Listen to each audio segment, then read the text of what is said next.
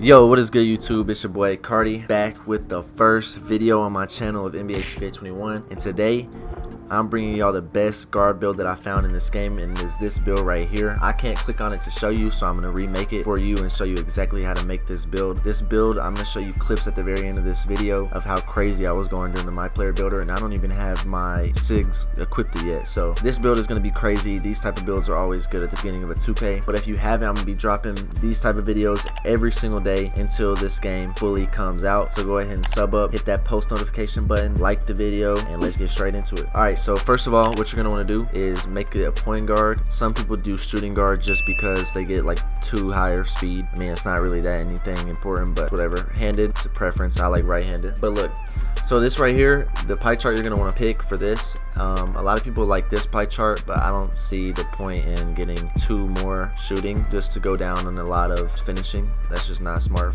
in my opinion. And defense, you go down a lot. So this is always a guaranteed pick, and you go down in speed. So look, the pie chart you're going to want to choose, as you can see, this isn't a bad pie chart right here, this 84 speed and a better vertical. But you're going to want to go with the high speed because, I mean, you're not going to be dunking on anybody, so there's no point in picking a super high vertical when you're not even going to be yamming on folks. So, alright, so what you're going to want to do right here, your finishing doesn't really matter, but you're going to want to make sure you have decent stats. So just go 80, 80, and then go 64 right here, which will not, it's not too bad. You only get one finishing badge, but I mean, you have a decent driving dunk, a decent driving layup, and a decent close shot, so you'll be straight. On the shooting, you're gonna want to make sure you max out your three and max out your mid-range for sure. Then on your free throw, this is the thing that you will not max out. You just put this at like a 66 and max this out so you get 22 shooting badges. See, if you go down, you only get 21. For the playmaking, go ahead and make this a 44 off rip, and then just max these two out, and you'll go ahead and get an 87 ball handle and a pass accuracy. For defense, you're gonna get 7 defensive badges on this player. You'll be able to play decent defense, be able to get clamps, intimidator, maybe pick dodger, but for sure you'll get bronze, interceptor, and that's really all you need when you're on this type of build. See, last year I made an offensive threat with 1 defensive badge, and that was just not the move.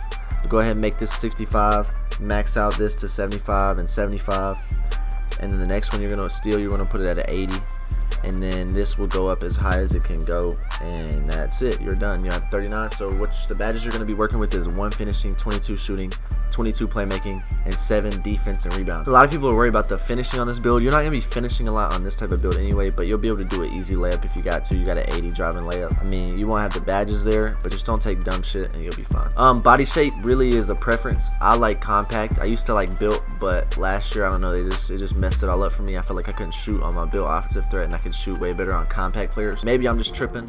It's really up to you, but I'm gonna go compact just for this. Now here's the big thing. A lot of y'all want to be horny and make a 6'8" point guard like that. It just doesn't make sense. Like, you see your speed, you see your acceleration, you see your ball handle. Like, are you dumb? Like, that shit is just not gonna work. 6'7", same shit. It's not gonna work. The only argument really is 6'4" or 6'5", but I wouldn't go down in speed or ball handle, like, just to get, because if you're 6'5", you're worried about your defense and your dunking, and those are two things on this player you're not worried about. You're worried about your playmaking and your shooting. So I'm gonna go 6'3", but here's the thing: to help your defense out, you go 170 on the weight. That's not gonna help your defense, but here's what will help you. Okay, see how you go 84 and you have max wingspan and you barely lose any three-pointer and you barely lose any ball handle? What you're gonna want to do is just make this go down to right until you get to an 82.2, where you only lose 2 on your 3 and 1 on your ball handle. You see, because you can't go any higher without losing any more. And that's what I'm going to do. I'm going to go right here, 82.2, your wingspan, or 83. I'm going to go 82.2. Your wingspan is still long. It's very, very far away from the minimum, so go 82.2. That's the move. You only lose 2 on your 3, and you'll get it back with your boost at 99. And also, you only lose 1 on your ball handle, and you gain a lot of stats on defense and finishing, which you need help in. So 82.2 is the move. Now in your takeover here is really just personal preference. You really choose whatever the hell you want to pick. I like to do sharpshooting takeover or shot creating takeover for this type of build. Maybe playmaking if that's the only build that could break ankles. It might be fun to play on. I really wouldn't go slasher just because of the fact that you don't really have good driving stats and attributes and badges. I wouldn't go this route, but sharpshooting for sure I would go this route. This is iffy. It depends on your playstyle. I don't really fade a lot. I do like to fade in 2K20, but I feel like at the beginning of the game, this type of takeover is just not the move. I would really go with playmaking or sharpshooting, depends on your playstyle, but it's really up to you. I'm gonna go sharpshooting though. Alright, now as you see, we have built a playmaking shot creator. It has shades of Kyrie Irving, D'Angelo Russell, and Jamal Murray, which are all pretty damn good basketball players. So as you can see, this is what we built. and we're gonna get straight into the badges. I'm gonna let you know exactly how to set up your badges with this build. Alright, now once you get here, basically what you're gonna do is just make it a 99. Now here's your badges. Okay, we're gonna start off with your playmaking. This year you're gonna want to, of course, put Dimer and Floor General on, but you're just gonna be in the little my player thing, so who really gives a fuck if you put that shit on? You really don't need it. So put on Handles for Days and Quick First Step for sure.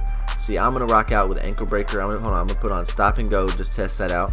That's really a badge you don't really want to need. I'm gonna show you the badges that you should put on for Park. This is the badges you should put on for Park when you're making your build, but they're really not gonna matter, to be honest, until you get into the game, and you won't be playing in a Park till September or something, so you'll be fine with these badges that I'm gonna show you. This is what I would use during the demo and the prelude. This is what I rock out with. I use these badges right here, even though it's not really that important to have all these badges because you can't really get your moves down yet because you don't have custom SIGs. But here, these are the defensive badges I would use: Silver Clamps, Silver Intimidator, Bronze Interceptor, and then you could either do this, or what I would do is go there and go gold and gold, and then you don't really need Pig Dodger.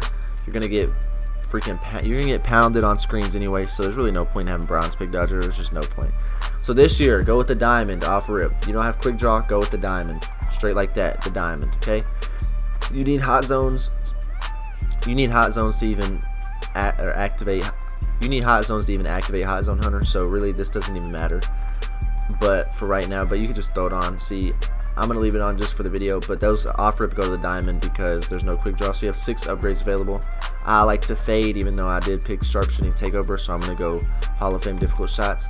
See, Clutch Shooter's a good badge, Catch and Shoot's a good badge, Corner Specialist is a good badge, Volume Shooter's a good badge, Hot Start is a good badge maybe later in the game and you finally get a rhythm and you're like automatic when you're shooting. So, because if you miss one shot, this badge point just goes to waste, so I really wouldn't use it if you're not automatic with it.